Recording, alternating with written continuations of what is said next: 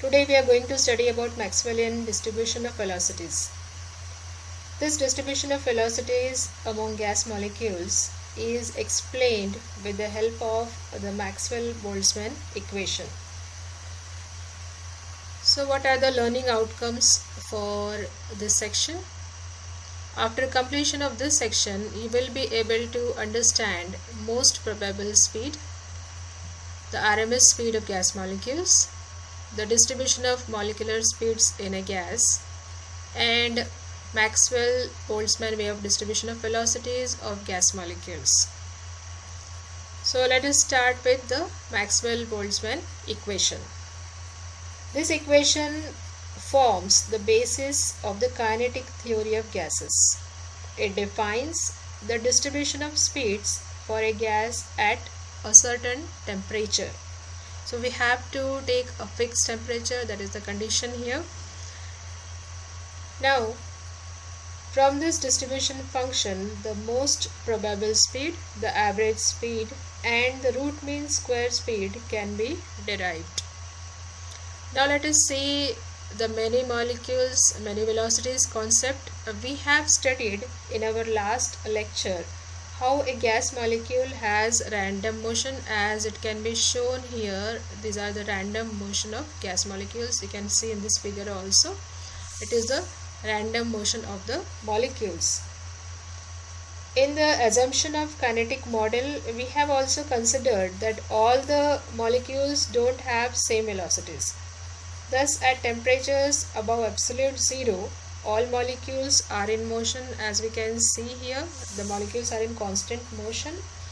In the case of a gas, we know that we are dealing with a huge number of molecules, as that can be seen in this figure. There are large number of molecules here.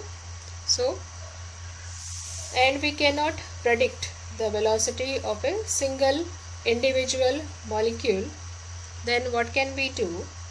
We can know what fraction of molecules have kinetic energies that lie within a given range.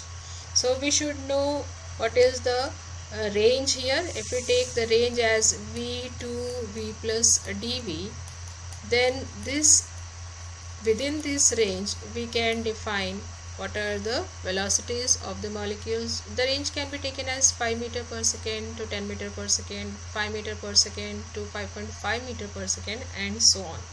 So let us define this RMS speed or RMS velocity, the root mean square velocity. Now if we take the squares of the speeds of all the molecules, C1 square plus C2 square plus C3 square plus so on up to Cn square over n, that is number of molecules in the gas, then we get this term, that is the square of all these velocities. So mean square velocity it is called as. If you take the square root of this value, you will get the root mean square velocity, that is CRMS. So CRMS is equal to under root of the summation of C square divided by n, where n is the number of molecules of the gas. This CRMS can also be mentioned in another way, and that is equal to under root of 3 RT divided by M, where this R and M, R is the gas constant and M is the molar mass in kg per mole. So we also have one more formula that can relate this, and this is CRMS is equal to under root of 3 kBT divided by M, where this M is the molecular mass in kg, kb is the Boltzmann constant, and T of course is the absolute temperature. We can write this kb as equal to R upon Na, where R is the gas constant and this Na is the Avogadro's number. So in this way we can find out RMS velocity of the gas molecules. Now let us move on to the next thing. So that is the Boltzmann distribution. Now this Boltzmann distribution is used to determine how many molecules are moving between velocities v and v plus dv. So this distribution was given by Maxwell and Boltzmann. So we call it as the Maxwell-Boltzmann distribution. Now if we plot the number of molecules whose velocities fall within a series of narrow ranges, then we would obtain a slightly asymmetric type of curve. The curve which is shown here like this is the curve which is obtained. Then this curve is called as the velocity distribution curve. So this is the velocity distribution curve, and on this x-axis we have velocities, and on the y-axis we have the number of molecules. So we get a bell-shaped curve of this type, where this peak value is called as the most probable speed or most probable velocity. So this is the most probable velocity, VMP. This V bar shows the average velocity, and this VRMS is the root mean square velocity. So this distribution is called as the Maxwell-Boltzmann distribution. Now let us see this distribution is represented mathematically in this form. It is dn by n is equal to m upon twice pi kBt raised to power 1 by 2 into exponential of minus mv square upon twice kBt dv. So this expression gives us the fraction of the molecules in the range v to v plus dv, where this dn by n is the fraction of molecules moving at velocity in the range v to v plus dv. Then we have m as the mass of the molecule, and kb of course is the Boltzmann constant, T is the absolute temperature. So in this way, by using this formula, we will be able to determine what is the fraction of molecules moving with velocities between the range v to v plus dv. We are going to derive this formula in our next video. So we get a curve which we have seen. This is the Maxwell distribution curve, velocity curve. Now what are the applications of this Maxwell-Boltzmann distribution? We will be able to determine how many molecules are moving between velocities v and v plus dv. Then it can also be used to determine the distribution of kinetic energy for a set of molecules. Further, it also has other implications like any other probability distribution.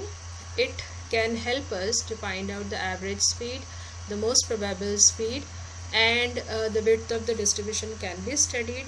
We all know what is the average speed. It is the sum of the speeds of all the particles divided by the number of particles. Then you know about the most probable speed we have seen earlier. It is associated with the highest point in the distribution, as it can be shown here. We have seen that this speed will not be possessed by all the molecules. Only a fraction of particles will have this speed, and as we can see here, this VMP, that is the most probable speed, is smaller than RMS. You know that the velocity is plotted in this direction, so it goes on increasing here. So VMP of course is less than this VRMS. And we have also the distribution, in what way it is distributed, and the area under this curve, and this v-axis, that is x-axis, gives us the number of molecules enclosed in the gas, or the gas molecules, total number of gas molecules. So this curve, the shape of the curve depends on temperature and mass of the molecules. So we can say that velocity distribution, it depends on temperature and mass. Here we'll take one example of nitrogen gas. Now this figure shows us the Maxwellian distribution as a function of this temperature for the nitrogen molecules. Now as you can see here, the shape of the curve, it is getting flattened as we go on increasing the temperature. The temperature has been increased from 100 Kelvin to 1000 Kelvin. So there is change in the shape of the curve, and it is getting more and more flattened here. So what does this imply, and why are we getting this type of curve? Now we know that when the temperature becomes high, then the larger fraction of molecules will acquire greater amounts of kinetic energy, and hence this curve becomes more and more flattened. and at lower temperatures the molecules will have less energy. So as the temperature of the molecules increases, this distribution, it becomes more and more flat. So because the molecules have greater energy at higher temperatures, the molecules are moving faster. So if suppose the molecules have greater energy, they will move faster, so therefore this speed goes on increasing. If suppose the molecules have a low temperature, then they will move with lower speed, so we get this steep curve, and with increase in temperatures the curve becomes more and more flat. So in this way the velocity distribution depends on the temperature and mass. So this is for today. Let us see what we have studied in this lecture. In this lecture we have studied about the Maxwell-Boltzmann distribution of velocities, the most probable speed of molecules, the RMS speed of molecules, and how does this speeds depend on temperature and mass. So that is for today, and in the next lecture we will study about the derivation of the expression for Maxwell-Boltzmann distribution.